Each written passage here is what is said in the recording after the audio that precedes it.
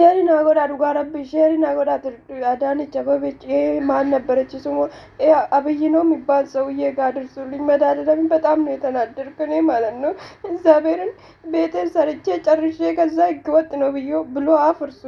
አፍርሱብኝ በቀደም ዕለት ማክሰኞ ዕለት ማለት ነው። ስለዚህ ሼር አድርጉልኝ እግዚአብሔር ሼሪ naa godhaa warroonni uummanni keenya jechuudha. Mana baasaan mana konaala jijjiisan namni keessa hin jiru jedhaniitu. Ani galuufan biyyatti jechuudhaan biyyatti galuudha bakka ani galu keessatti na jalaa jijjiirsa mana koo dhugaa rabbii amma egaaduu lammaffooti baay'ee dhaaraa jira garuu ilma dhaaraa wannan hin qabneef sim jechaa jira jechuudha. Sirasi sheeri naa godhaa Adaanech namoota karaan ani warri koo hiyyeecha ofii kiyyaa hiyyeecha finfinnee irratti lafa bitadhee irratti jaalladhe na jalaa jijjiirsa mana baasii mana koo dhaaraa jijjiirsitu niitiin bajbayi. በነገራችን ላይ ፍንፍኔ ሀገር ለገጣፎቲ ለከነ ጎዳኒ ከን አድሬስ መነስ ሁንዱማ ጅጅሳ ጀራን ጀቹዳ ለገጣፎ ወሪ ቤተን ፍንፍኔ ነሞን ቤተን እንጀርተን ወሩን ከራሰን እትመነ ጃረተን ቀብደን ነመት ገልቻ ኦፕሬቲንግ ደኝ ተከ ስደተኛ ደጀነን ኦፕሬቲንግ የከነምት ተሽንስ ቢያላ ወጀቴ ጃረተ እሺን ነመት ስለገልጭቴ ፋጥሪ ብቻ ጀላጅጅሰን ጀደኒ safara san jechuudha namni kan keessa jiru intu kana xirii bicha jijjiisanii bira dabran jedhan keessa oo jiraatte kiyya garuu duwwaa cufamee taa'u obboleewwan kiyya barumsa baratanii nama keessa teechisu dhabee minaamin garuu egan bitee ijaaree waggaa tokko guutee jira anis arran boorus iftaan hangala wuduman jedhu biyya ormaa tan irratti namanni kun jalaa jijjigee lanagaru yaa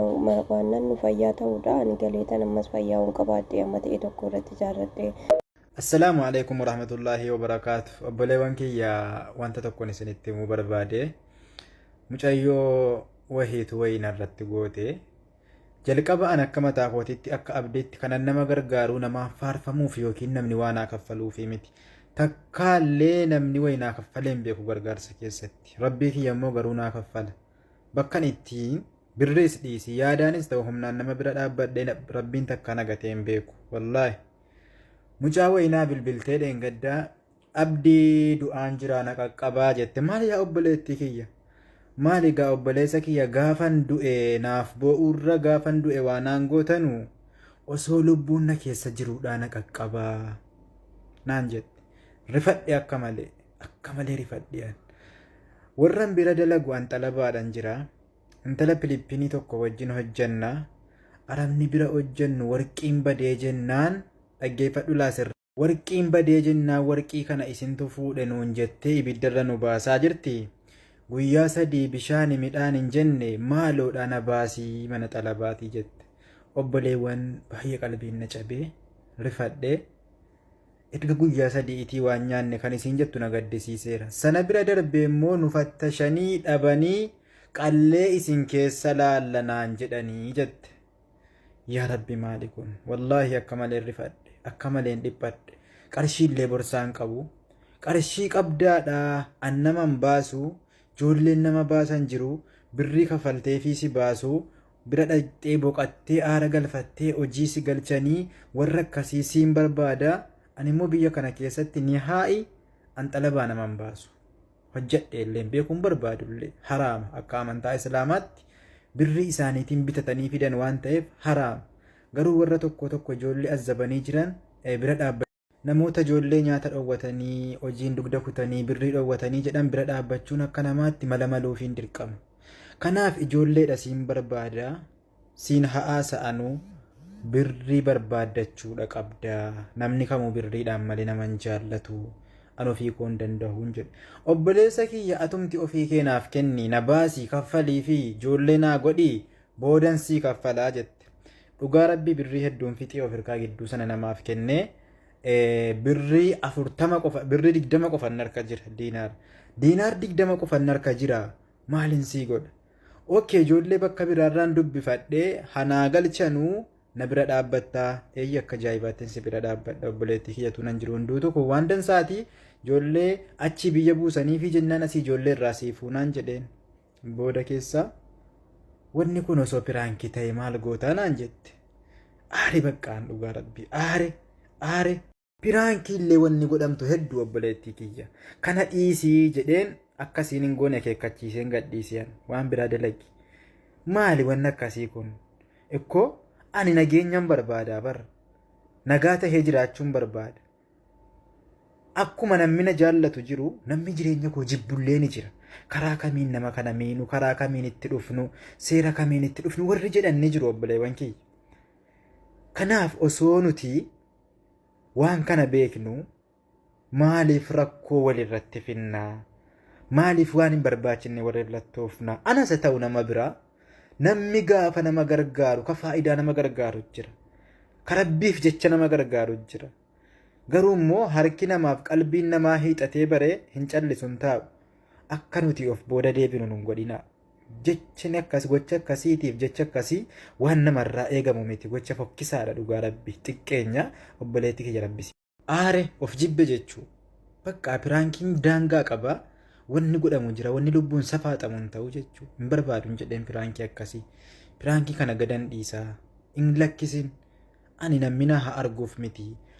yoon gadhiisi atoo hamaan dubbannee gara laafummaa kee namni haa argu hin barbaachisu nammina haa arguuf kanan nama gargaaru miti keessattuu biyya kanatti nama kontiraata jiruun haasa'uun cubbuudha rakkoo guddaa namarraan ga'a kana bira darbinee hunda dandamannee namoomaaf obbolummaaf jecha gaafa nama gargaarru mucayyoon kun diddee sagalee koo qilleensarra oolchitee jechuudha ikkoo fuula duratti illee akka nuti nama hin gargaarre akka nuti jiillu nageenya keenya eeggannee kaanee namaaf birmanna obboleewwan kiyya waan nu miidhullee nun godhinaa gaafa nu gargaari nuun jettan diddee qilleensarra gaafa oolchitu ijoolleen naaf erga liinkii sana nan dhaggeeffadhe baay'ee na aarsa jechuu haamilee nama cabsa